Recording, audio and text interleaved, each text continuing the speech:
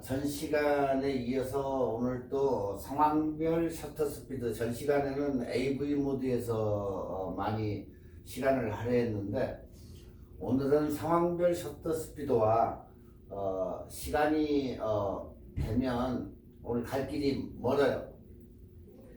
야경 사진 찍는 법과 접사의 도구와 방법. 접사, 이제 여러분들도 매크로 렌즈를 많이 사용해 가지고 접사를 많이 찍을 거예요. 꽃이라든가 벌레라든가 이런 거의 다 꽃을 많이 찍는데, 그 요즘 꽃들, 와일드 이런 꽃들도 많이 피고 하니까 나가가지고 접사를 할 수 있는 그런 기회가 많기 때문에 집에서도 꽃을 찍을 수 있는 그런 저희가 많아요. 그렇기 때문에 접사 촬영을 어떻게 하는지, 그 다음에 접사 촬영을 하면서 이제 패닝샷이란 무엇인가, 그것을 오늘 빨리빨리 넘어가고 그렇게 알아보겠습니다. 자, 첫 번째로 상황별 셔터 스피드는 무엇이 베스트 셔터 스피드인가, 이제 그걸 가지고 이제 거의 주제가 되는데, 우리가 사진 노출은 F값이 1.4 F값, 그리고 F값이 60분의 1초 셔터 스피드, 그리고 감도가 ISO, 이 세 개로 이루어진다고 이제 얘기를 했죠. 이게 바로 등가 노출이다. F값과 셔터 스피드와 감도. 여러 번 누누이 얘기했는데 자꾸 이거 가지고 헷갈리시면 안 돼요. 네. 그러면 우리가 여기에서 셔터 스피드는 어떻게 표시되느냐, 이렇게 60분의 1초로 해서 이렇게 표시가 되는데, 아니면 125, 아니면 400분의 1 해가지고 S 이렇게 해가지고 우리가 이런 식으로 표시를 해요. 이런 것은 60분의 1초로 사진을 찍는다, 그 얘기예요. 여러분이 판넬에 보면 F값과 이렇게 ISO 200 아니면 400, 800 이렇게 나오는데, 30분의 1초, 15분의 1초 이렇게 나오는 것은 15분의 1초, 60분의 1초로 쳤다가 한번 누를 때 이렇게 찍힌다. 1초보다도 똑딱하는 스피드보다 굉장히 빠른 속도, 그렇게 빠르게 찍는다는 것을 의미를 한다. 네. 기계식 이 표기는, 어떤 기계식 카메라는 그냥 60으로만 표기가 돼 있는 건데, 그것도 역시 60분의 1초다. 네. 그렇다 해가지고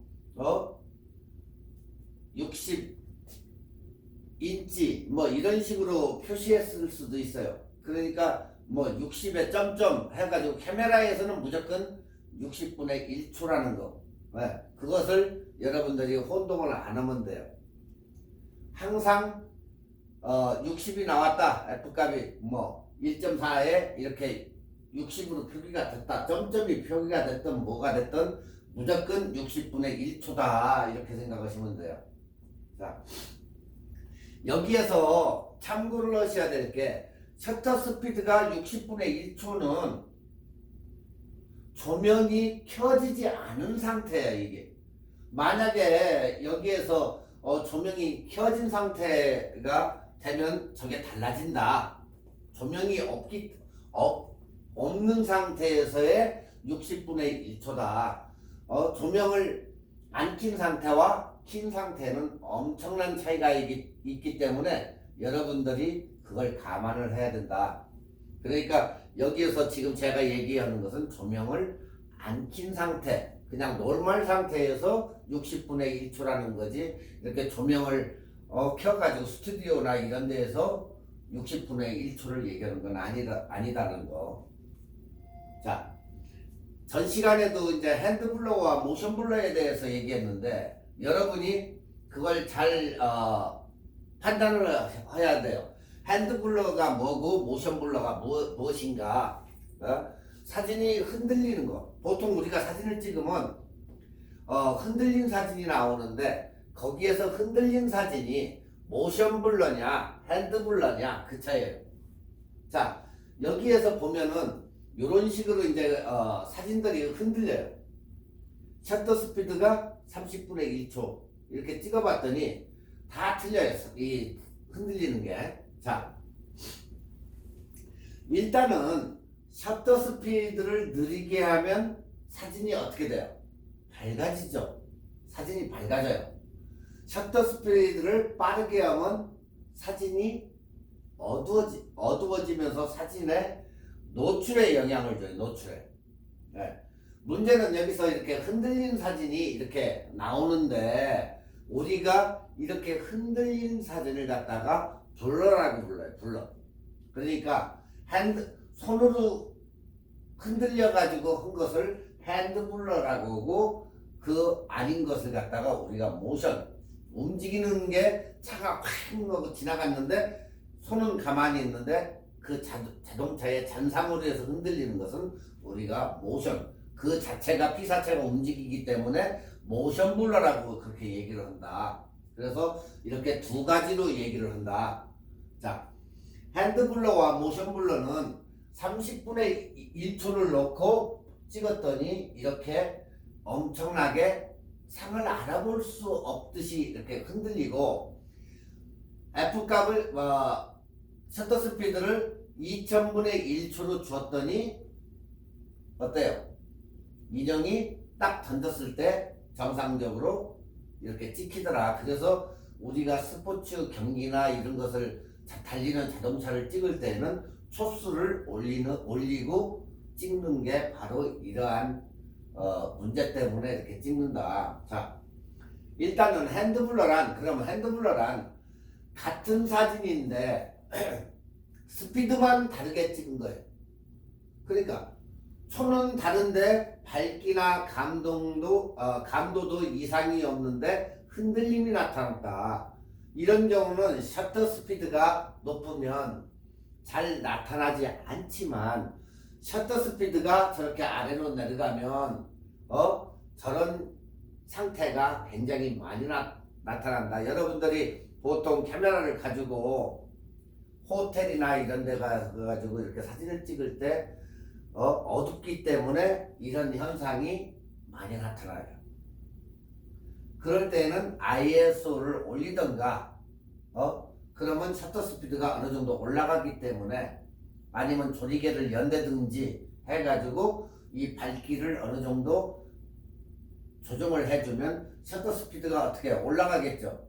셔터 스피드가 보편적으로 우리가 실외에서 ISO를 갖다가 400이나 200이나 100으로 찍을 때와 실내에 들어가 가지고 800이나 1600이나 3200으로 ISO를 올릴 때에는 이 셔터 스피드가 확보가 되기 때문에 이러한 현상이 없어진다. 그래서 실내에 들어가면 ISO를 항상 올리던가 나는 자신이 없어요 하시는 분들은 그냥 오류에다 놓고 찍는 방법도 있다. 네.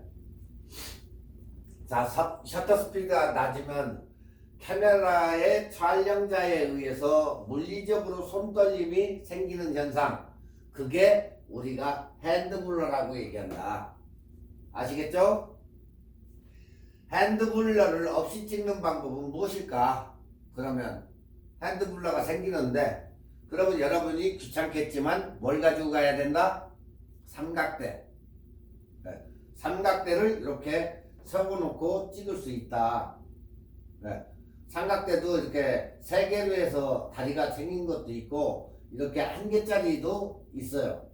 그렇기 때문에 여러분들이 항상, 그래서 저도 혹시 모를 때는 벽에다가 이렇게 기대 가지고 완전히 이렇게 해가지고 찍는 경우도 있어요.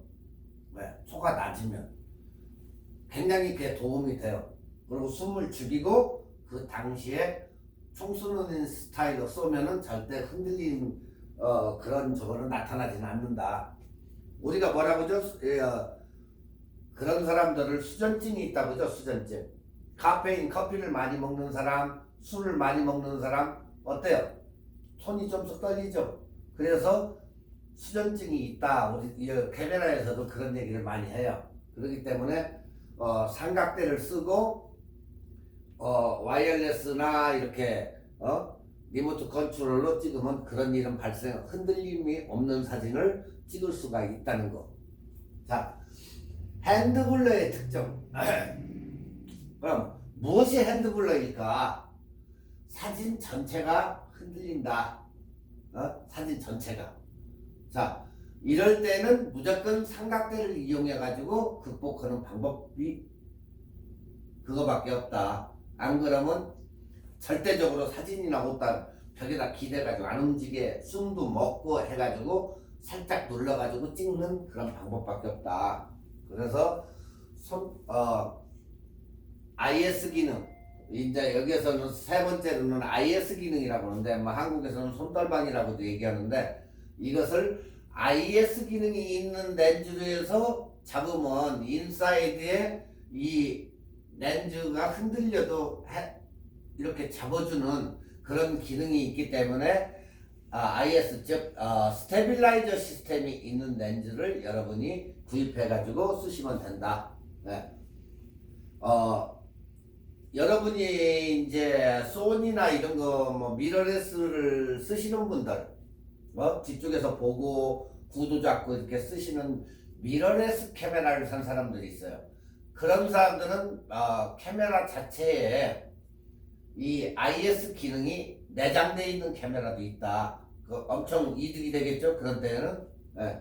그러니까 자기 카메라에 봐가지고 IS 기능이 있는 사람은 상관이 없지만, 이런 IS 기능이 없다고 치면 렌즈에 IS 스테빌라이저 시스템이 있는 것을 구입하면 이런 문제는 줄어든다. 그렇게 생각하시면 돼요. 자, 그 반대로 이제 모션 블러가 무엇일까? 피사체가 움직여서 사진이 흔들리는 것이다. 모션 블러란 직접적으로 촬영자가 고정인데, 피사체가 자동차가 획 하고 지나가면서 찍혔을 때의 그 잔상이 남아서 흔들리는 거, 이걸 갖다가 우리가 얘기할 때 모션 블러라고 얘기한다. 피사체가 움직여 가지고, 근데 그것을 갖다가 나쁘게만 이렇게 적하지 말고, 그렇게 피사체가 움직여서 흔들린 사진들도 멋있는 사진이, 작품 사진들이 많으니까 그걸 갖다가 여러분들이 보시고 그거를 판단을 해서 이건 사진이 괜찮다, 그런 사진을 일부러 찍는 사람도 있다는 거, 그렇게 아시면 돼요. 자, 모션 블러의 특징은 피사체별로 흔들리는 정도가 다르다. 빨리 가면 손으로 나타나고 천천히 가면 덜 이제 잔상이 남겠죠. 핸드블러는 사진 전체가 흔들리지만 모션 블러는 피사체 자체만 흔들린다. 그러니까 이게 무슨 얘기냐면, 사진을 찍었을 때 피사체가 움직이는 것은 흔들리지만 뒷배경이나 이런 데는 정상으로 나오겠죠. 그렇지만 손으로 흔들리는 것은 모든 게 전체가 다 흔들리는 거예요, 핸드블러는. 그러니까 핸드블러는 전체적으로 사진이 알아볼 수 없을 정도로 흔들리는 거고, 이 모션 블러는 뒷배경이나 이런 것은 아무 이상이 없어요. 길거리에서 찍었는데 뒤쪽에 있는 쇼 윈도에 있는 그림이나 뭐 이런 상품이나 이런 것은 그대로인데 달리는 자동차만 흔들리더라. 이게 우리가 모션 블러라고 한다. 두 가지 나왔어요. 핸드 블러하고 모션 블러. 두 가지 카메라 용어가 나왔으니까 그거 헷갈리지 말고 항상 기억하시면 돼요. 자, 모션 블러의 특징이 있는데, 모션 블러의 특징은 피사체별로 흔들리는 정도가 다르다. 그러니까 빨리 지나가는 것과 천천히 가는 것과 피사체의 그 스피드에 따라 가지고 흔들림이 달라진다. 움직임, 어떻게 움직이느냐에 따라서 그게 달라진다, 그 얘기예요. 자, 여기에서 모션 블러를 업 했을 때와 모션 블러에 온 했을 때의 영상이에요. 이게. 자, 그러면 여러분들이 이것을 한번 보시면 어떻게 달라지는가. 자,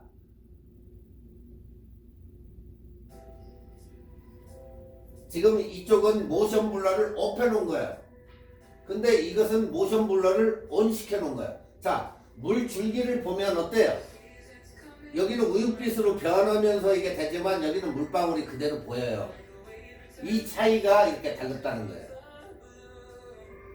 그러면 여러분들 개인이 사진 찍을 때 어느 게 좋은 건지 보편적으로는 이쪽을 모션 블러가 되는 것을 선호할 거예요. 그러니까 모션 블러가 됐다 해가지고 사진이 나쁜 건 절대 아니라는 거예요. 네. 훨씬 보기가 부드럽잖아요. 샤프니스하고 모든 건데 이건 물방울이 그대로 남기 때문에 조금 그런 문제가 있다. 네. 훨씬 보기가 모션 블러가 된 게 훨씬 낫죠.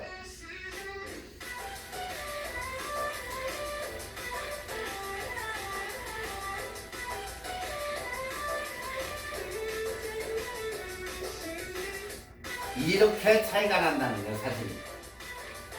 영상도 역시 카메라 영상도 이런 식으로 해서 차이가 난다. 모션 블러와 모션 블러 아닌 것이.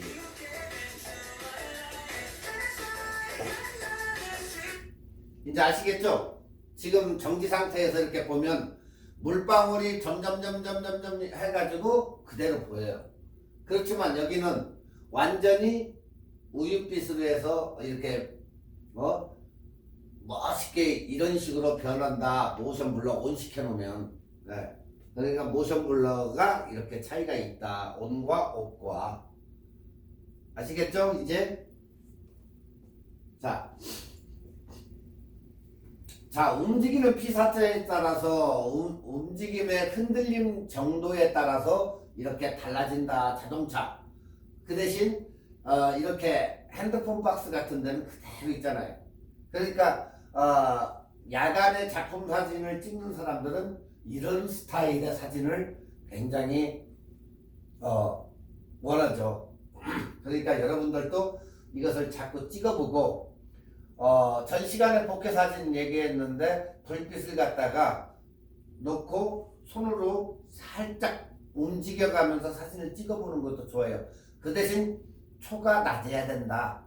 뭐 30분의 1초나 뭐 50분의 1초나 이렇게 놓고 사람을 놔두고 불빛이 뒤 배경이 있으면 사진을 셔터를 누르면서 살짝 들어 올리면 멋있게 이 불빛 잔상이 남는다. 그런 방법도 있다.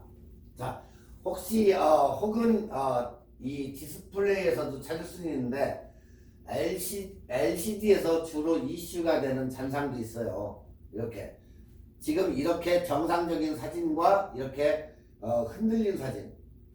자, 이 사람은 가만히 있는데 지나가는 사람이 흔들리는 거. 이게 바로 모션 블러라는 얘기예요. 모션 블러. 이 사람은 아무 이상 없는데 지나가는 이 사람만 흔들리는 거. 그리고 여기에서도 이렇게 흔들리는 거. 이게 바로 모션 블러예요. 자, 모션 블러의 이제 특징. 이 모션 블러의 특징은 피사체별로 흔들리는 정도가 달랐다고 좀 전에도 얘기했죠. 그리고 오직 셔터 스피드로만 극복이 가능하다. 셔터 스피드를 올리고 낮추고 해서 이걸로 달라진다. 그러니까 빠른 피사체의 움직임을 제어할 수 있는 방법은 빠른 셔터 스피드만 가능하다. 네.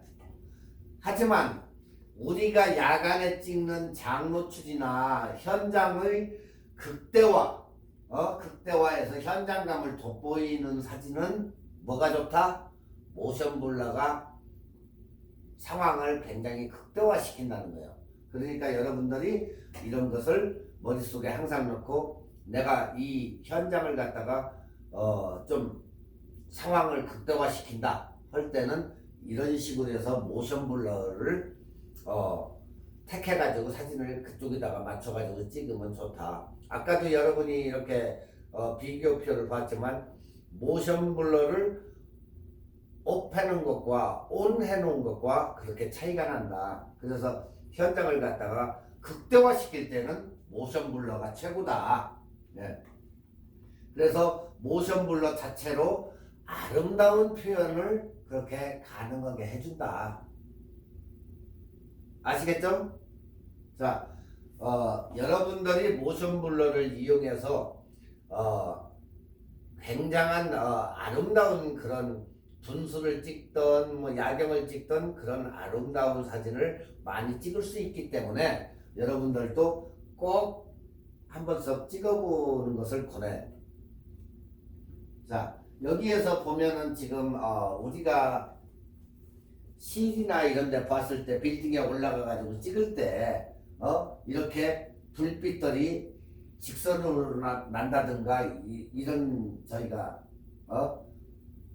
찍히는데 이런 때에는 우리가 장노출 사진이다 이렇게 얘기해요. 장노출. 노출을 시간을 좀 많이 줘가지고 길게 셔터 스피드를 늘어뜨려 가지고 찍는 거죠. 그러니까 보통 우리가 흐르는 물을 갖다가 우윳빛으로 만들기 위해서 15초 정도를 준다고 그랬죠. 이런 것은 그 아래로 해가지고 노출을 컷 이런 식으로 아니면 하고 한참 있다가 컷 해가지고 찍는 사진 셔터 이 스피드를 우리가 노출을 길게 준다 해서 장노출이라고 이렇게 얘기해요. 이런 사진은 장노출로 찍어야 된다. 그리고 해변가나 이런 바위 있는 데 가가지고 이렇게 멋있게 물을 갖다가 찍을 때 15초 정도나 10초나 이렇게 주고 찍어야 되는데 뭐가 필요죠? 특히 필히 삼각대가 필요하다. 그리고 이 리모트 컨트롤이 필요하다. 그렇지 않으면은 타이머, 셀프 타이머 가지고 조정을 해가지고 셀프 타이머로 자동으로 딱 찍히게 해야만이 흔들림이 없는 이러한 사진이 나오기 때문에 되고, 전 시간에도 얘기했지만 여러분들이 찍을 때 셔터 스피드가 늦어지는 거, 그것을 머릿속에 계산을 하라는 거예요. 왜? 막 찍다가 셔터 스피드가 떨어진다. 그러면 차카차카 이런 식으로 가다가 자꾸 손 사운드가 늦어져요. 절컥 이런 식으로.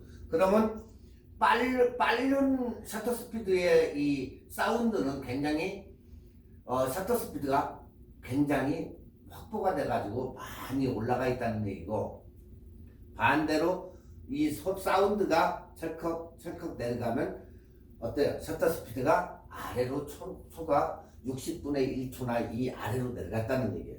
그러니까 이 사운드도 귀로 해가지고 그걸 확인할 수가 있다. 네. 자, 여기서 셔터 찰칵 정도는 10초, 20초, 30초 이상으로 30분, 1시간으로도 촬영하는 사람이 있어요. 장노출로. 단 우리가 쓰는 디지털은 아주 긴 시간의 장노출은 불가능하고 기계식 필름 카메라만 가능하다. 그걸 알고 계셔야 돼요.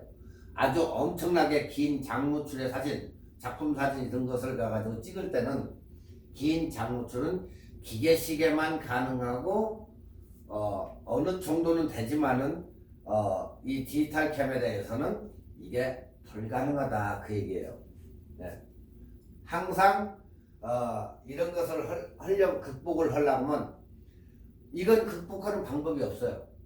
이 흔들림 사진은 극복하는 방법은 없고, 꼭 여러분이 극복을 하겠다 하는 사람들은 뭐가 필요하다? 삼각대를 항상 옆에다 들고 다녀야 된다. 네. 아시겠죠? 자, 이 셔터 스피드에도 황금률이 있어. 황금률이.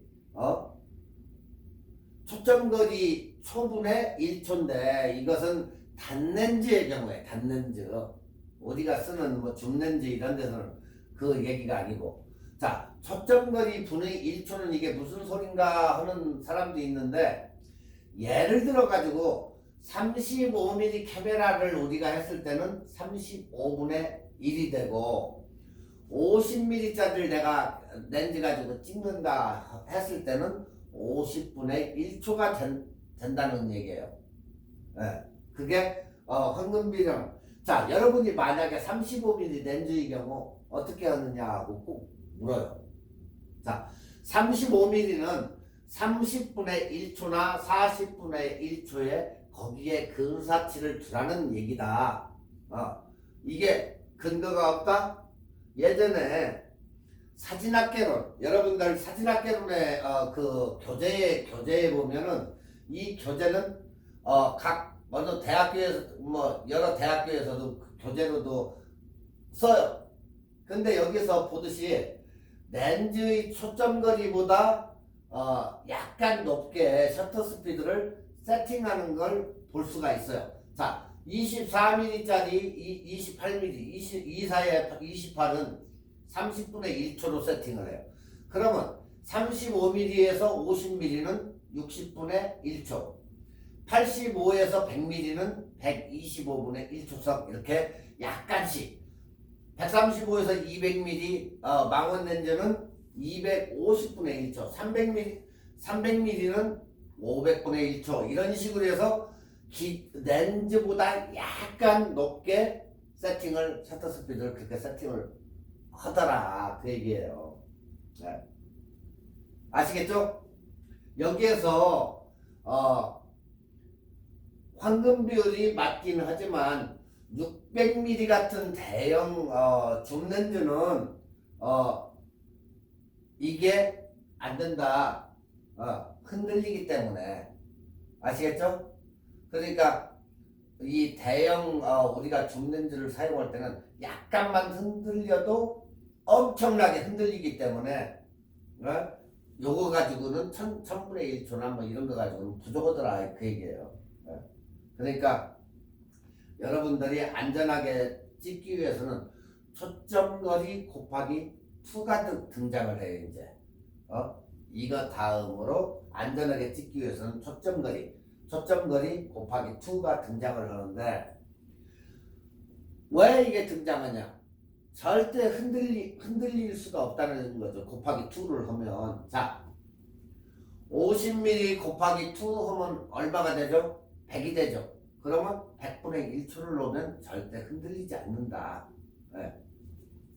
80mm, 28이 16, 160분의 1초 놓으면 절대 80mm에서는 85mm, 80mm에서는 절대 160분의 1초면 흔들리지 않는다 그 얘기예요. 그래서 이게 우리가 얘기하는 곱하기 2를 놓고 찍으면 여러분들이 절대 실패할 확률이 없다. 셔터 스피드는. 그래서 현명하게 안전하게 곱하기 2로 가라는 거예요. 자, 내가 50mm다. 그러면 100분의 1초. 만약에 35mm다. 그러면 곱하기 2. 70분의 1초. 뭐 이런 식으로 절대 곱하기 2로 하면 실패할 확률이 없고, 그리고 여러분들이 어느 정도 중급 이상이 돼가지고 찍는다 할 때는 이것도 무방하다. 교재는 각 대학에서 교재로는 쓰지만은 이거보다 더 안전하려면 곱하기 2로 가고 이 정도도 충분히 가능하다 그 얘기예요. 자, 이에 대해 여러분 카메라 세팅 매뉴얼이나 이런 걸 보면 셔터 스피드 최저치 세팅에 최저값을 설정해 주시면 카메라가 최저값 이하로는 안 내려가려고 제어를 해준다. 카메라 자체에다가 여러분이 그걸 세팅을 해놓으면 그 아래로는 안 내려가려고 그래요. 근데 그렇게 해놓을 이유가 없죠.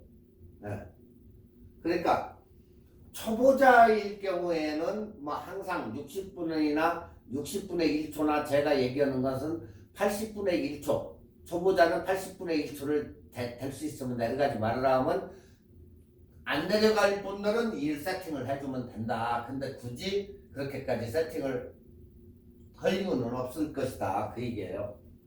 왜 그냥 만약에 그게 아래로 해서 그렇게 내려가서 찍으면 백발백중 핸드블러가 나온다는 얘기죠.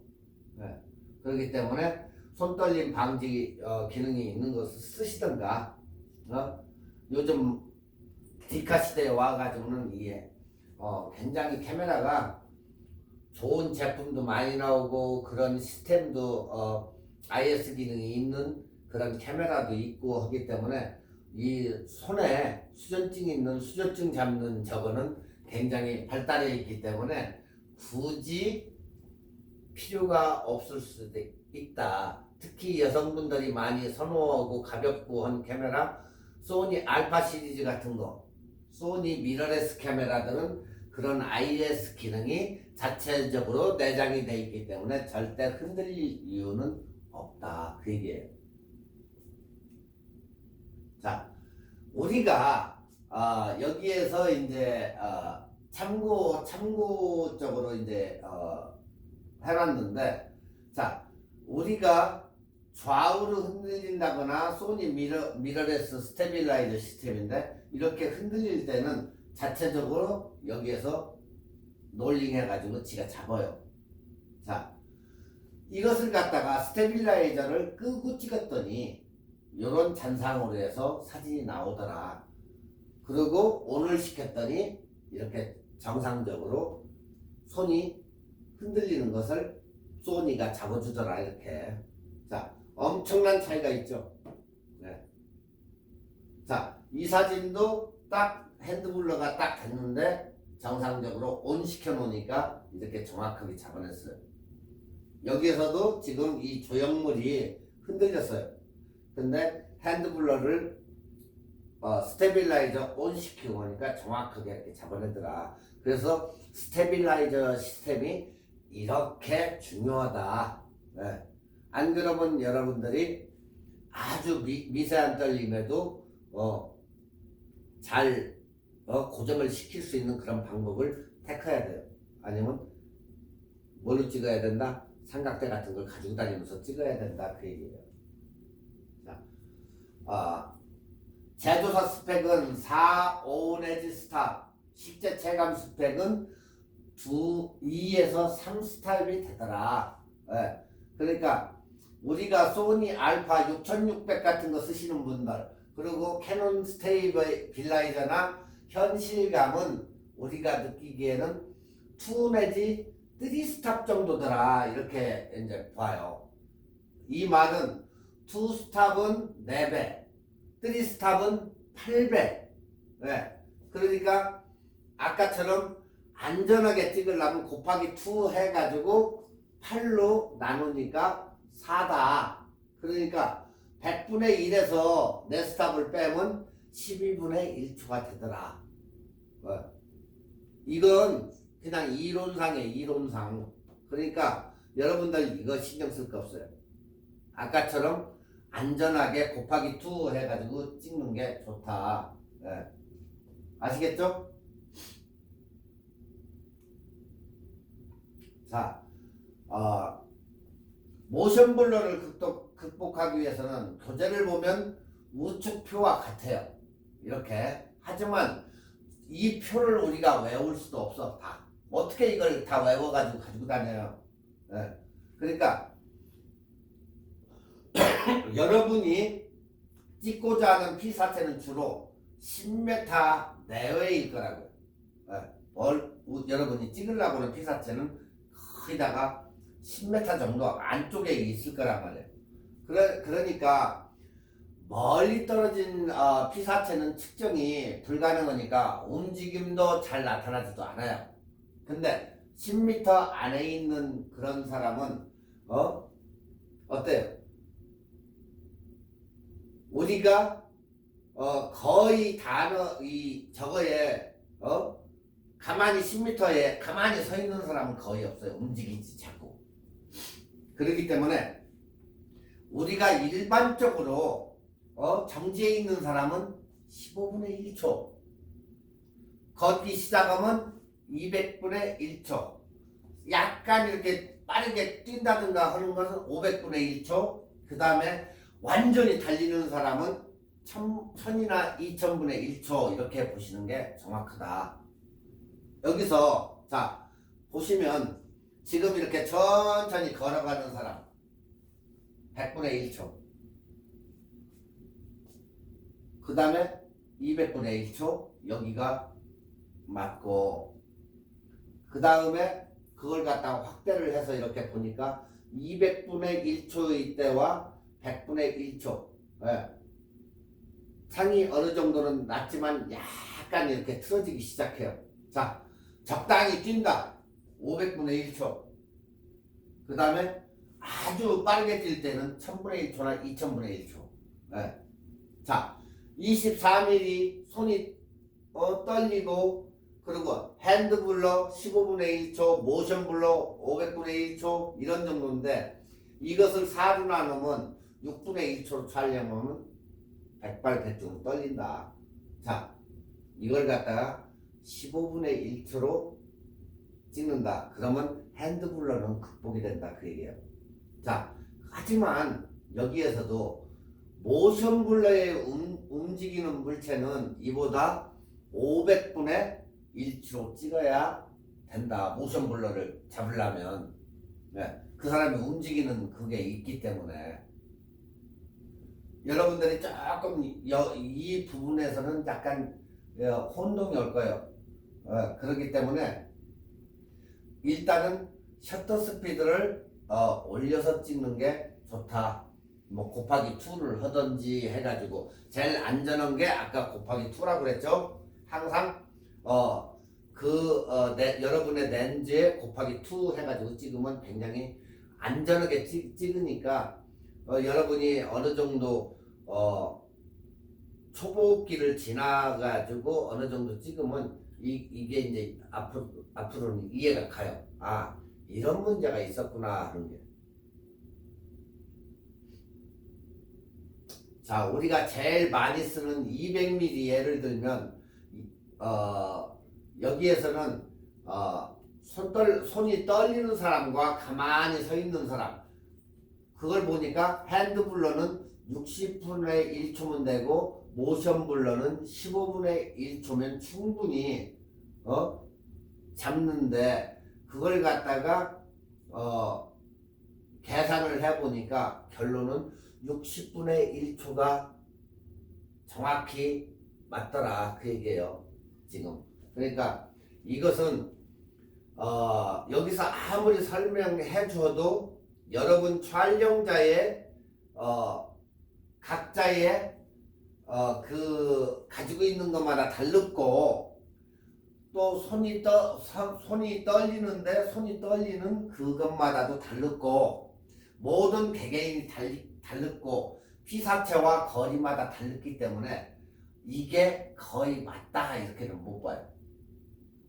그죠? 그렇기 때문에 여러분들이 안전하게 좀 어느 정도의 초수를 올려가지고 찍는 게 제일 좋다. 네.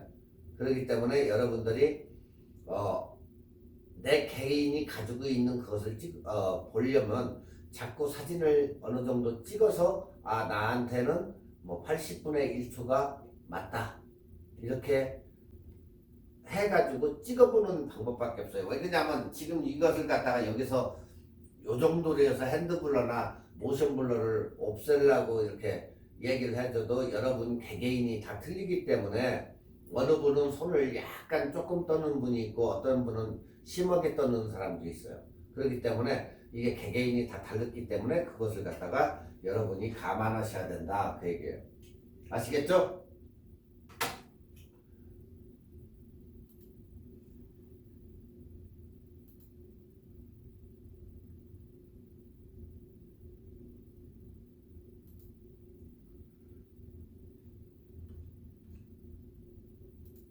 자, 접사의 도구와 방법. 접사가 뭐죠? 말 그대로 가까이 찍는다. 가까이 찍는 사진. 예. 그 도구와 이제 방법, 그리고 패닝 기법. 패닝 기법 보니까 패닝 기법이 뭘까 이렇게 꼭 묻는 사람도 있으니까 오늘 이렇게 보시고 여러분들이 참고하시면 돼요. 자, 접사의 도구의 방법은 우리가 일단은 렌즈 매크로나 마이크로 렌즈가 필요겠죠. 자, 여기서 마이크로와 매크로의 그 차이점, 현미경하고 돋보기, 볼록 렌즈 이제 그걸 가지고 이제 얘기하는데 마이크로나 매크로나 차이가 없어요. 자, 여기에서 마이크로는 축소, 매크로는 뭐예요? 확대. 네. 그러니까 마이크로는 미세한 부분을 촬영한다는 얘기고, 마이크로는 미세한 피사체를 확대해서 촬영한다는 의미가 있다. 그 얘기예요. 네. 이 어원이 그러니까 어원이 약간 달라요, 이게. 네.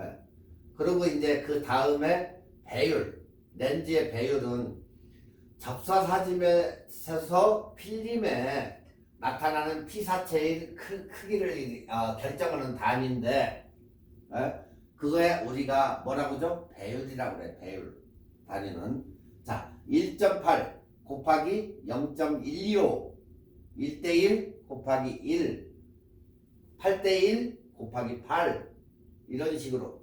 자, 우리가 접사 사진은 1.8 0.125 하면 이 아래로 가면 일반 사진이고 위로 올라가면 현미경 사진이다. 그래서 매크로와 마이크로가 이렇게 다르다.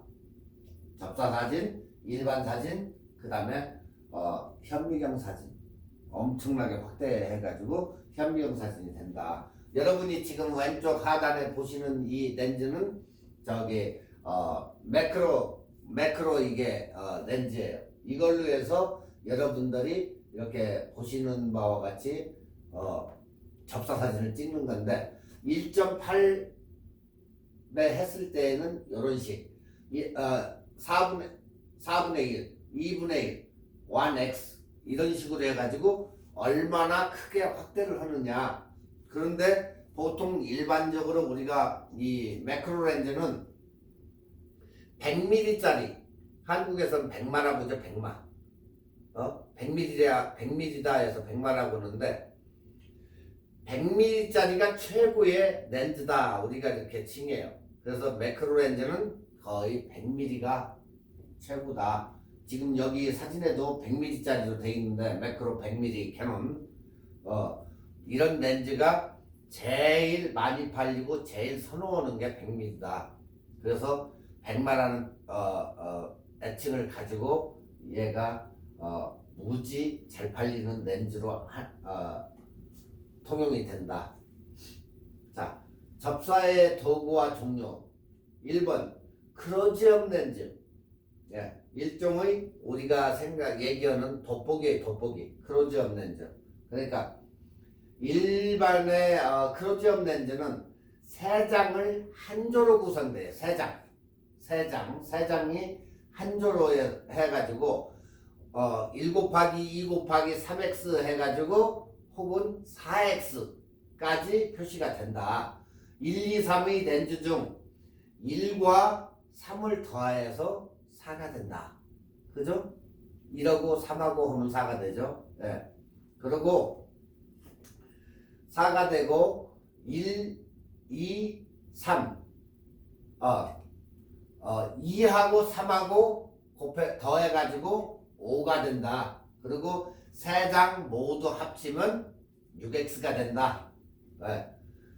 이 렌즈들의 카메라의 렌즈 앞에 필터를 빼고 그 자리에 돌려서 붙이는 돋보기형 그런 렌즈도 있고 초점거리보다 더 가까이 다가갈 수 있으므로 작은 물체는 크게 확대된다. 이것도 단렌즈이기 때문에 내가 앞으로 가야 된다. 멀리 떨어지든지 그런 장단점이 있다. 네. 그러니까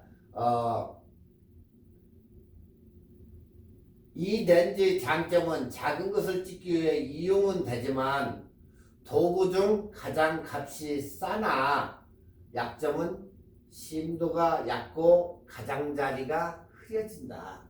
네.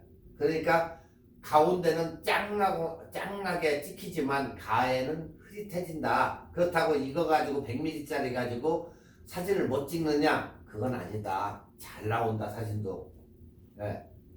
그러니까 최소의 거리 중심으로 일정한 한도만 맞음으로 초점 맞출 때 약간의 조심해야 될 필요가 있다. 아시겠죠? 그 다음에 우리가 익스텐션 링이라고 해가지고 중간 링이 있는데, 그러니까 카메라 몸체와 렌즈를 분리하고 몸체의 중간에 렌즈를 끼운 후 다시 그 위에다가 렌즈를 끼우는 그 중간 링이 있다. 이 링은 3개로 되어 있는 단순형이 있고, 그 다음에 줌링이라 해서 조절장치가 있는 링을 돌려가지고 배율을 변화시키는 장치가 있고, 그 다음에 링을 사용하는 장점은 20mm, 30mm 모든 렌즈에 사용할 수 있어. 밝기에는 뭐 그렇게 크게 변하지는 않아요. 단지 중간에다 껴가지고 이렇게 돌려가면서 쓸 수 있다는 거. 그 다음에 마이크로 렌즈. 렌즈가 렌즈 자체가 접사를 촬영할 수 있는 수치를 보정하고 근접 촬영을 위해 가지고 고안된 렌즈다, 마이크로 렌즈는. 그래서 편리하지만 아까 같이 그 캐논 100mm 같은 거 문제는 굉장히 고가라는 점, 돈이 비싸다는 거. 네. 그러니까 복사를 자주 하는 경우는 이 렌즈의 편리함과 아주 높은 화질을 우리가 찍을 수 있다. 네. 100mm 마이크로 렌즈가 거의 주로 활용되지만 뭐 50mm나 200mm나 70에 180mm나 뭐 이렇게 마이크로 렌즈가 구비되어 있는데, 최근에 나온 캐논 R 시리즈에 찍을 수 있는 35mm 카메라가 있어요. 35mm 이 매크로가 되는 게 있어요. 35mm에서 스위치를 움직이면 매크로 렌즈로 바로 저걸 변하는 그런 렌즈도 있다. 네.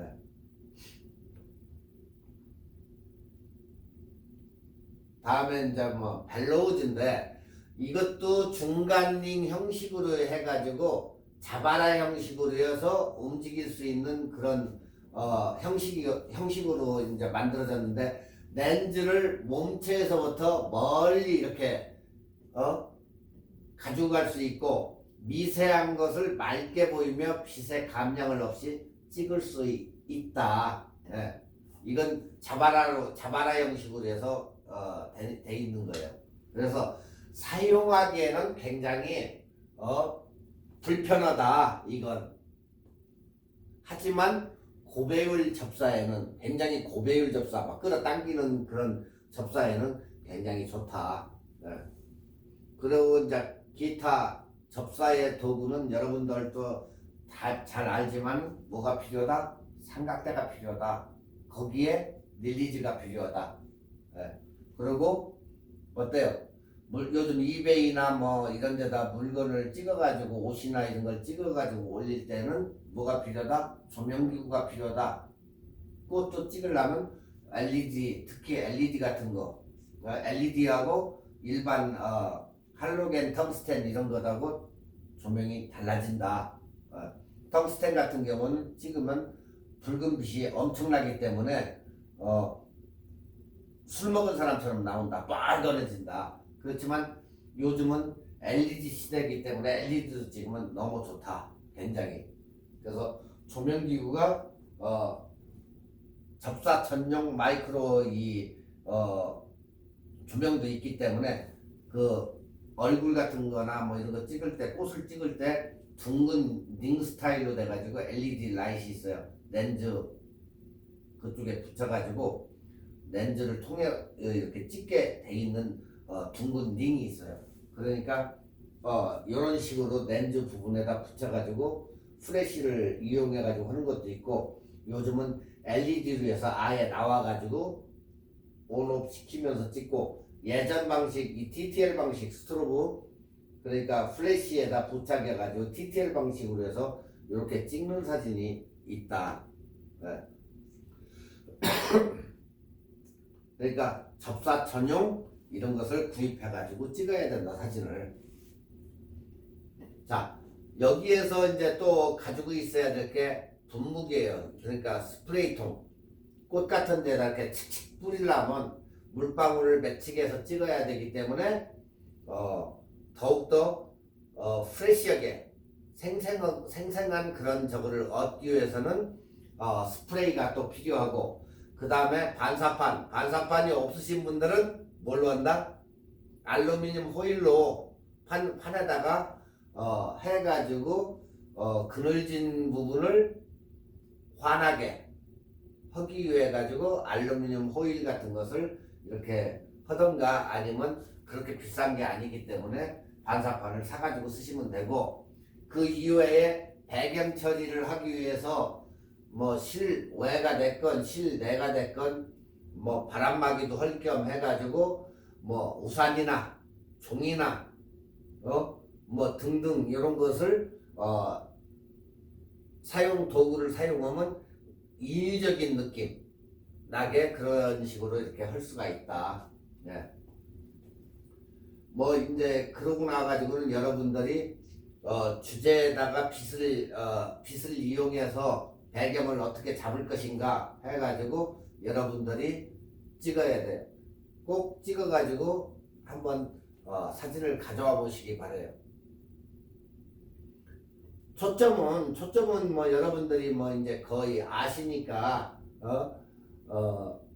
간단히 얘기하면 자동 초점 장치가 있는 렌즈면은 그냥 안전하게 찍을 수 있는 거예요. 자동 렌즈, 자동 초점.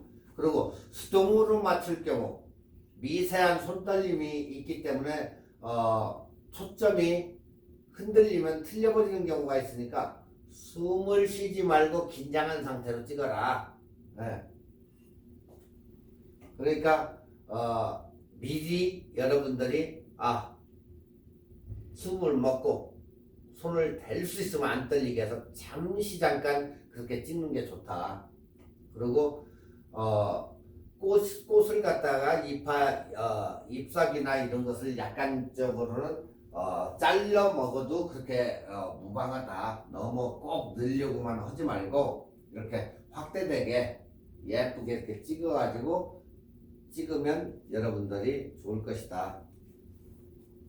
자, 여기서는 이제 패닝 기법이 나오는데, 패닝 기법이라는 것은 지금 저 보면은 피사체가 스탑도 되고 뒤쪽에 건물이 흔들리는 방법도 있고, 아니면 여기에서 이제 우리가 카메라를 들고 지나가는 차, 쉽게 패닝 기법이라는 게 뭐냐, 차가 진행 방향으로 내 카메라도 같이 따라가면서 그 셔터 스피드를 누르는 게 우리가 패닝 기법이라고 얘기한다. 같이 가는 거죠, 같이. 네, 같이 가면서 찍는 거예요. 자, 지금 패닝 기법으로 찍은 사진이에요, 이게. 네. 항상 카메라를 안 움직이고 그냥 찍었더니 차가 어때요? 피사체가 흔들렸죠? 모션 블러가 돼버렸죠? 자, 그렇지만 내가 차가 가는 진행 방향으로 똑같이 놓고 셔터를 눌렀을 때는 이렇게 스탑된 사진이 나오면서 뒷 배경이 흔들리는 사진이 되더라. 똑같이. 아시겠죠, 이거? 자, 이것을 찍으면 어때? 차 광고 같은 거 여러분들 많이 보셨을 거예요. 차 광고 같은 데 보면 차가 달릴 때 차는 깨끗이 나왔지만 뒤에 생동감 있는 사진이 나오죠. 뒷 배경은 아웃포커싱이 약간 되면서 굉장히 스피드감 있게 달리는 타야 같은 데는 달리는 게 나타나요. 그런 방법으로 찍는 거예요, 이게. 네. 자, 속도가 느리다. 일단 촬영 요령은 셔터 속도를 느리게 하고 30분의 1초 정도 그 이하, 그러니까 뭐 20분의 1초나 이런 정도 늦게 하고, 왜 그러냐면 스피드가 너무 길어지면 피사체가 흐려질 수도 있기 때문에 너무 빨리 주면 안 된다. 예. 그러니까 길어지면 안 된다는 거예요. 속도가. 셔터 속도는 주변 밝기에 좌우되며 너무 밝으면 노출상 느린 셔터 속도가 안 나오므로 어떻게 했나? 엔티 필터 같은 것을 사용해 가지고 찍으면 셔터 스피드가 나온다. 그래서 항상 빛이 밝으면 엔디 필터를 해서 다운 시켜가지고 찍는 방법이 있다. 그러니까 또한 카메라로부터 피사체나 배경의 거리에도 관건이 깊으니까 너무 멀면 흐르는 효과가 약해지고 너무 가까우면 너무 흐려져서 피사체를 구분하기가 어렵다. 그래서 옆으로 스치며 지나가는 방향이라도 속도감을 강하게 어떻게 한다? 표현이 된다. 네. 그래서 피사체를 따라가면서 찍는다. 그러니까 파인더의 한 곳을 피사체에다 고정시켜가지고 뭐 앞이면 앞, 중간이면 중간 이런 식으로 고정시켜가지고 쫙 그걸 따라가면서 어느 위치에 한번 고정시킨다는 건 사실은 어려워요. 그렇지만 쉬운 방법으로 함께 달리는 차량을 이용하거나 차량 내부에 외부로 해서 배경을 찍을 수 있도록 그렇게 해가지고 잘 찍는 방법이 있다. 네. 배경을 흘려 찍는 몇 가지 방법이 있는데 이제 배경을 싹 이렇게 흘려 찍는 방법. 상체를 돌려가지고 카메라를 쫓아가면서 찍는다. 자 이렇게는 썼지만 여기서부터 시작해가지고 이렇게 해서 흘려가지고 쭉 가면서 찰칵 찍으면 돼요. 셔터 스피드는 높으니까 이런 식으로 가서 찰칵 찍으라는 거죠. 그러면 배경이 싹 흔들리겠죠. 옆에서 같이 이동하면서 찍는 방법. 두 차량으로 달리면서 한 차량을 찍는 방법. 자, 이게 뭔 얘기냐? 그러니까 같이 달리면서 찍는 거, 같이 가면서. 그리고 영화 촬영할 때도 똑같이 이동하면서 찍죠. 그 얘기야. 그러니까 차량으로 가고 한쪽에서도 차량으로 따라가면서 찍는 거예요. 그러면 배경이 어떻겠어요? 굉장히 여기는 초점이 맞았으니까 딱 됐겠지만 뒤쪽은 배경이 어때? 스피드감 있게 생동감이 있는 그런 상태로 변한다. 네. 함께 타고 가면서 찍는 방법, 즉 컨테이너 같은 넓은 트인 차량 위에서 삼각대를 이용해서 찍는 방법이 있다. 네. 이제 아시겠죠 이거? 다? 지금 시간이 굉장히 많이 지나가는 것 같은데 일단 여러분들한테 나중에 다음 시간에 패딩샷은 한 번 더 설명을 하고 접사 촬영도 내가 다음 시간에 한 번 더 설명을 할게요. 자 지금 야경 사진을 찍는 방법을 갖다가 해달라고 해서 지금 야경 사진 찍는 방법을 이 뒤쪽에다가 얘기를 해주려고 지금 바로바로 이제 한 건데, 자 우리가 사진을 찍다 보면 무슨 결과를 초래하냐면 사진이 늘지도 않고 그게 그거 같기도 하고 자기는 그걸 못 느껴요. 또 느꼈다고 해도 사진이 실증이나 자꾸 그럴 때에 사람들이 찍기 쉬운 야경 사진으로 가는 거예요. 여러분들이 야경 사진을 이렇게 웹사이트나 아니면 누가 찍은 걸 보면 이러한 식으로 해서 굉장히 멋있게 잘 찍어요. 깨끗하게. 네. 야, 이 사람 사진 뭐지 잘 찍는가 보다. 그게 아니고 초보자도 이렇게 찍을 수 있는 게 야경 사진이다. 그러니까 어느 시점이 돼가지고 사진이 늘지도 않고 아무 무의미하고 그럴 때 야경 사진을 한번 찍어봐라. 그러면 엄청난 결과를 초래할 거라는 거예요. 이 야경 사진 찍는 방법이 있어요. 야경은 무조건 뭐가 필수다? 삼각대, 닐리즈 이런 게 필수다 이건.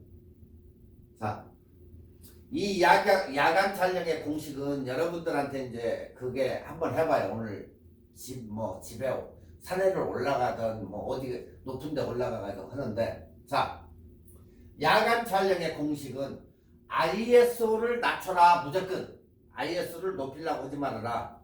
네. ISO를 낮추고 F값을 올려주고 노출 시간을 길게, 그리고 타이머 2초. 이게 공식이에요. 지금 여러분들한테 얘기해 준 거야. 야간 촬영의 공식.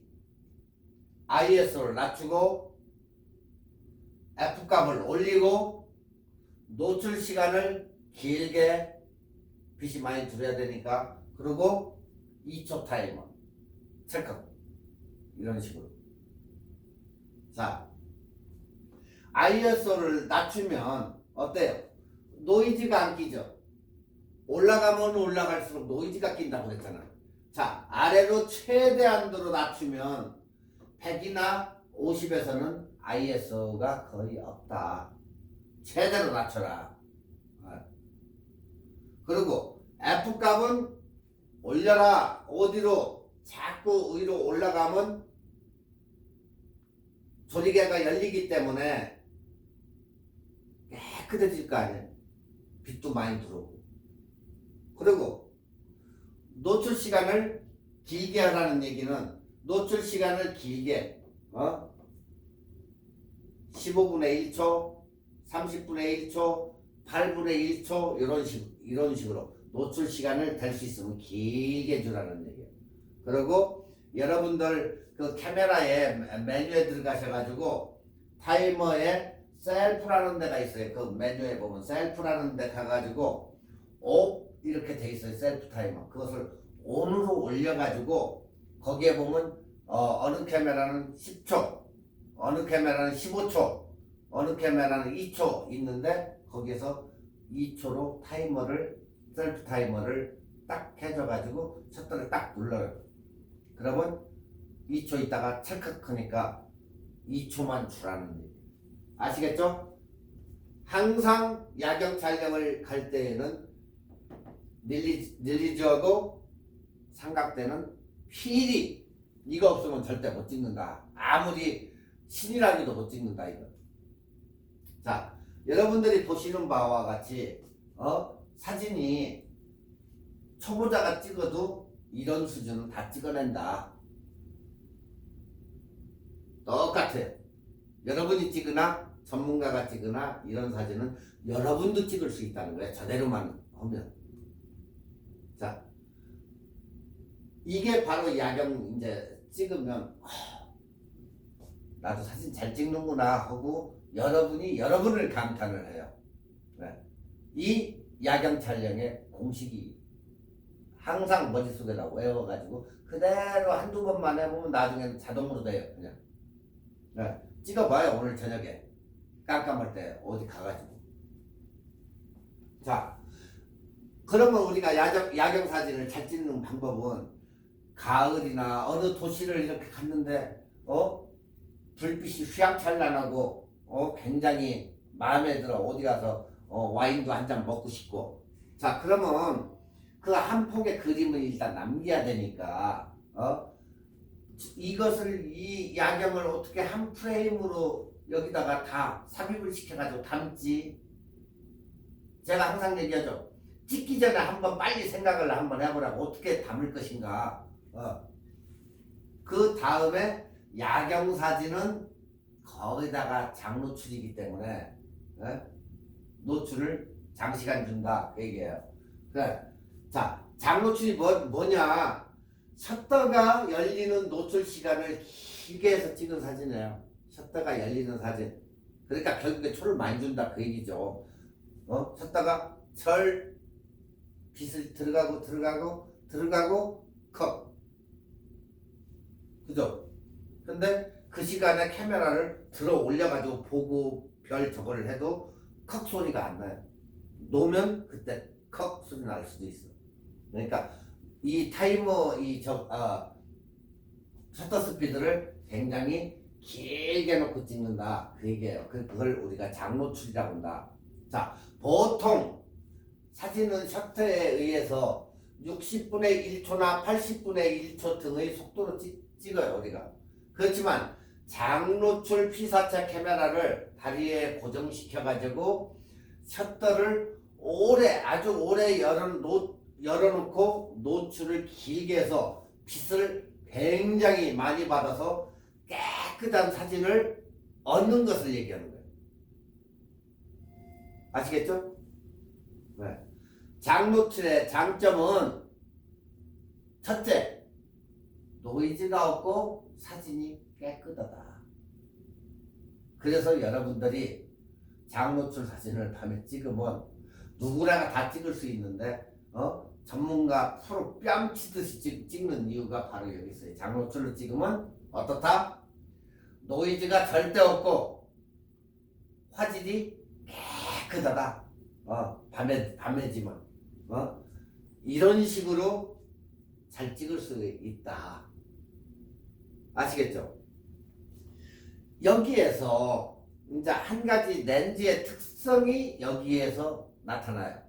자, 여러분들이 그게 무슨 소리입니까? 하는데 빛이 갈라진 현상이 나타나요. 그러니까 가로등이나 빛이 있는 데는 이게 갈라지는데 이것은 왜 갈라지느냐? 여러분의 렌즈 안에 렌즈에 조리개가 있는데 날수에 의해 가지고 자 여기에 지금 몇 개예요? 하나, 둘, 넷, 6개. 여러분이 조리개가 날수가 6개짜리면 이렇게 6개로 갈라진다. 그 얘기예요. 자, 지금 이게 6개이기 때문에 이것은 조리개 날수가 빛갈라짐이 6개로 나오는 거예요. 네. 그러니까 렌즈의 특성인 빛갈라짐은 자동차의 움직이나 자동차 빛의 궤적 이런 것이 나타난다. 네.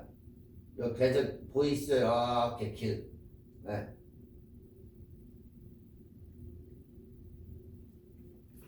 자, 장노출은 노이즈 없는 선명한 사진과 빛의 갈라짐과 빛의 궤적을 이렇게 표현을 한다. 이게 장노출의 장점이다. 네. 자, 초보 카메라 유저들이 제일 잘 찍는 사진이 바로 야경 사진이다. 그래서 왜? 공식만 쉽게 머릿속에다 외우면 처음 카메라를 금방 산 사람도 이 공식만 대립하면 그냥 자동으로 야경 사진은 기가 막히게 찍는다. 네. 어떤 사람 사가지고 야경 사진을 먼저 찍는 사람이 있어요. 네. 보여주기 위해서. 이거 봐봐. 내가 찍으면 야 어떻게 이렇게 기가 막히게 찍냐 야경 사진을.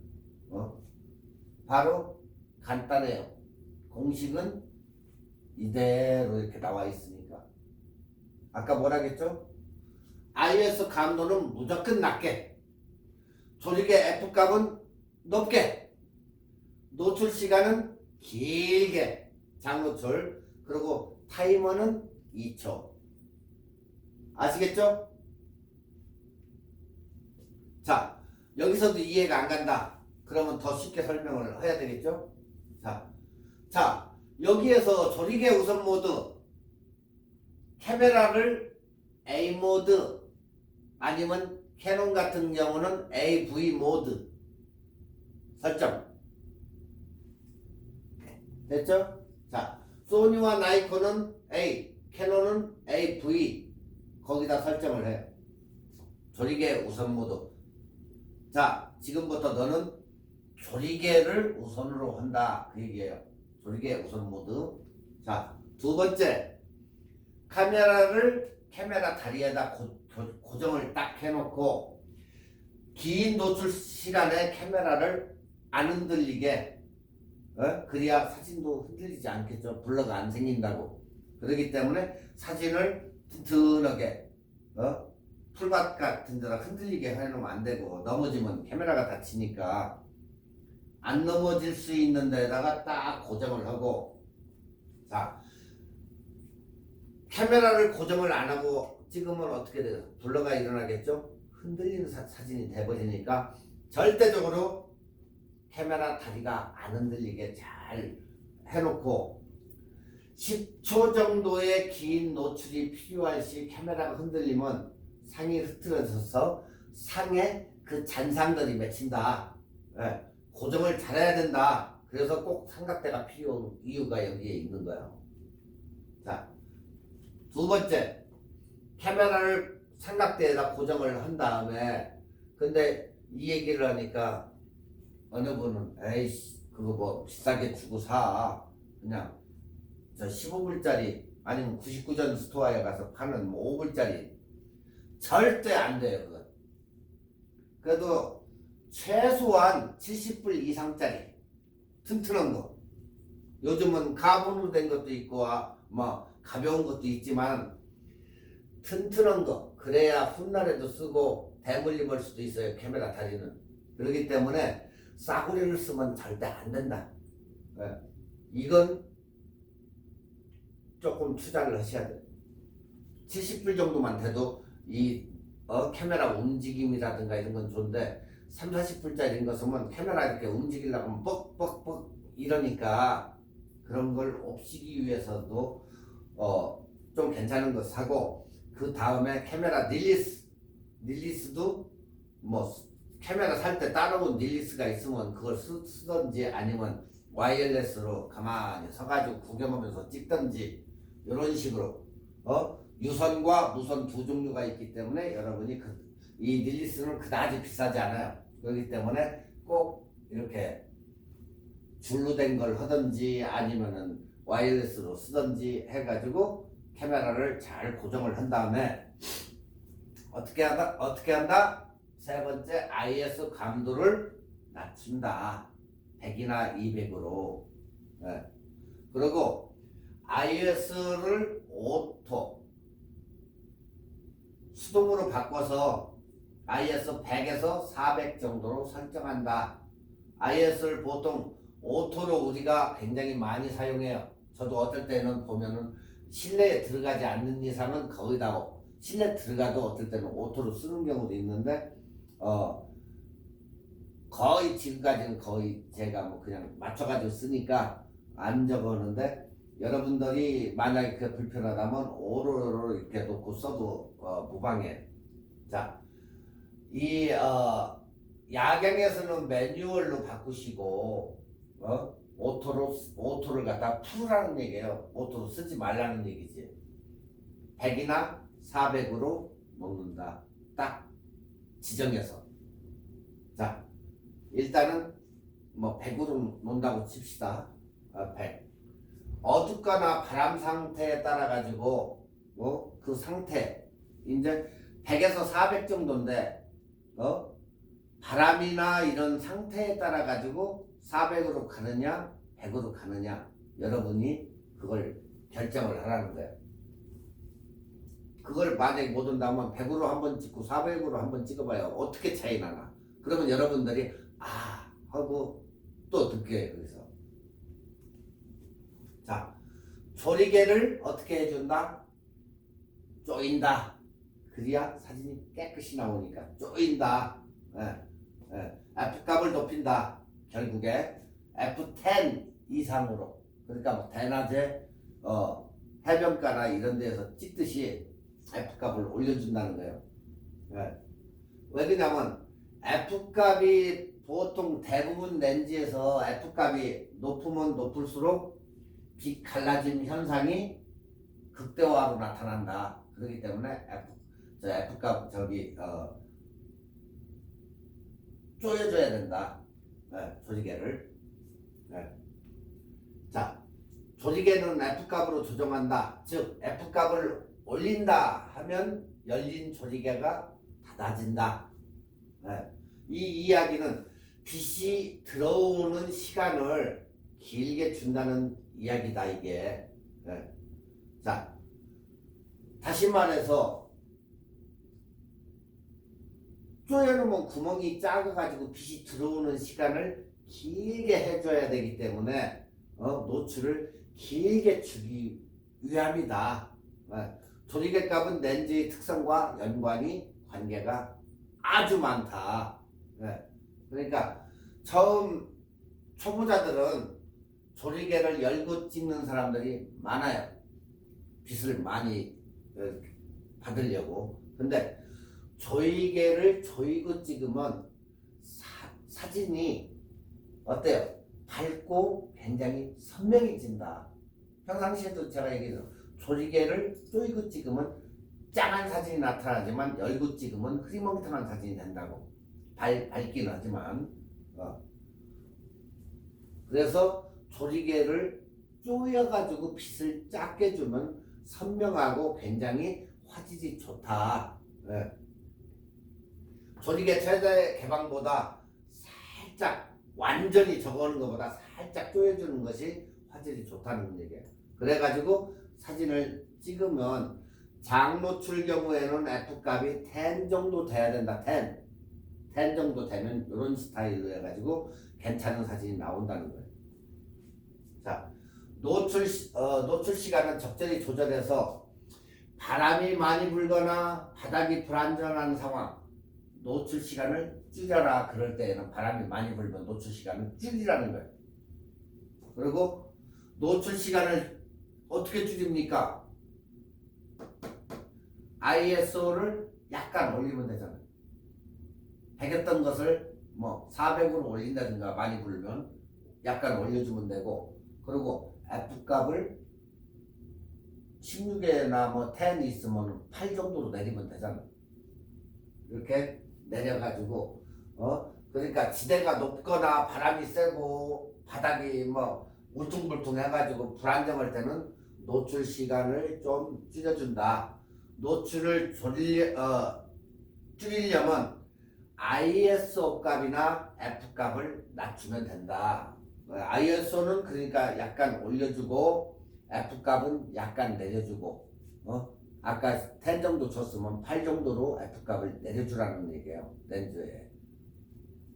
자, 그리고 타이머는 2초 타이머를 설정을 한다. 누를 때 미세한 움직임을 방지하기 위해서 이러한 릴리스를 사용하고 타이머는 2초 타이머를 딱 준다. 왜? 손떨림을 방지하기 위해서, 흔들림 방지를 하기 위해서. 그러니까 작업 도중 카메라에 섰다가 수작업 때는 먹통이 돼서 늦게 다치기 때문에 퍽! 하고 가만히 있어 얘가. 그리고 좀 있으면 한참 있으면 컥 하니까 꼭 카메라가 먹통 되는 것처럼 그런 현상이 와요. 그렇기 때문에 항상 릴리스 이런 거 릴리스를 가지고 눌러가지고 사용해라.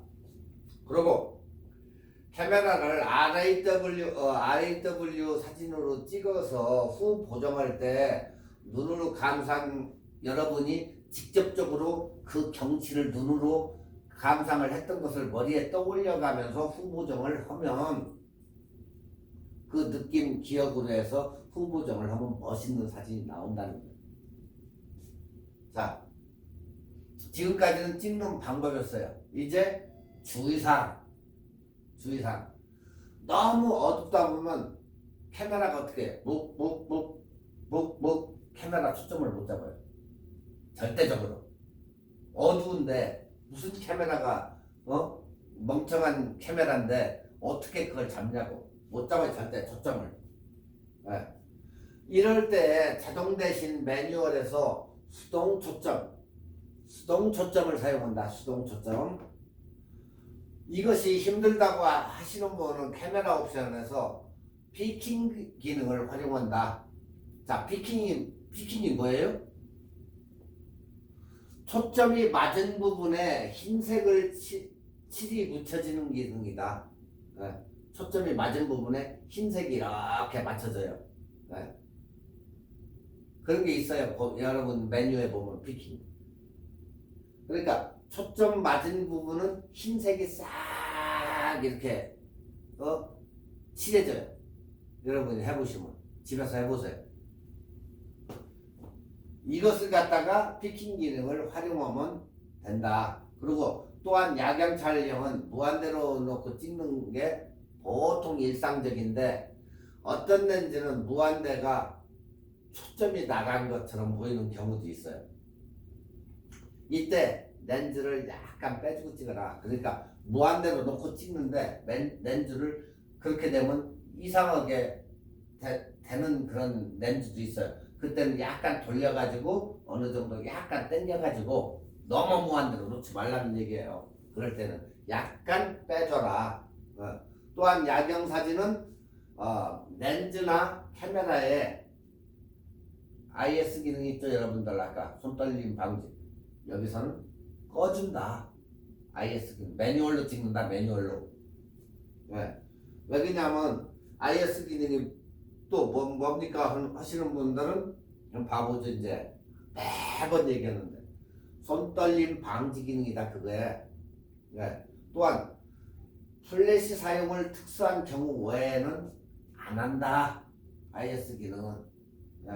플래시를 사용하다 작광이 들어오는 경우가 있기 때문에 딴 광선들이 들어오기 때문에 뭐 카메라마다 다르겠지만 여기에서는 그 잡다한 광선 때문에 노출 보정 제로로 찍을 때 가끔 밝게 나올 수가 있어요.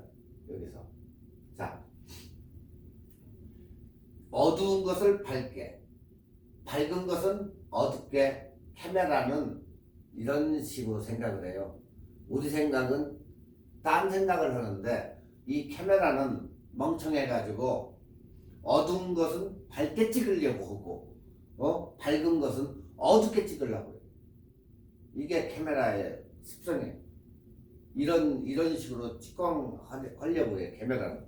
그러니까 여러분이 이것도 한쪽에다가 이렇게 메모라이즈를 시켜줘요. 자, 항상 야간에는 플래시를 꺼준다. 플래시 켜고 야간 촬영하는 사람은 없다. 절대. 플래시는 거의 안 쓴다. 안 가져가도 된다. 플래시는. 절대 야간 촬영하는데 플래시는 도움이 안 된다. 자, 그럴 땐 노출 보정 EV 0.3에서 1까지 내려서 마이너스 1 스텝 정도로 찍는 것을 권장을 해요. 그게 끝이에요. 자, 그러면 이 얘기를 우리가 엄청나게 길게 이렇게 얘기해봐야 잡소리 같이 들려요. 절대 걱정하지 마시고 공식대로만 찍으면 된다. 그 얘기예요. 공식. ISO 낮추고 F값 올리고 노출 시간은 길게 그리고 타이머는 2초. 릴리스와 삼각대. 땡. 그러면 여러분들이 이렇게 찍어요. 사진을. 이렇게 찍어가지고 꼭 한 장씩 제출을 해봐요. 얼마나 잘 찍었나. 그리고 만에 하나 의문이 있으면 저한테 전화를 주세요. 그러면 거기에 대한 답변을 해드릴 테니까. 오케이? 자, 오늘 여기까지고 이제 코어 브레이크에 들어가시는데 3주 동안 잘 쉬시고 다음 학기 시작하면은 다시 카메라 계속 모든 부분을 구도도 못했고 하기 때문에 계속해서 이어갈 테니까 다음 학기 시작되면 바로 이어가지고 3주 쉬고 그러고 들어갈 테니까 그렇게 알고 여러분들 3주 동안 편하게 쉬시고 3주 후에 뵙도록 하겠습니다.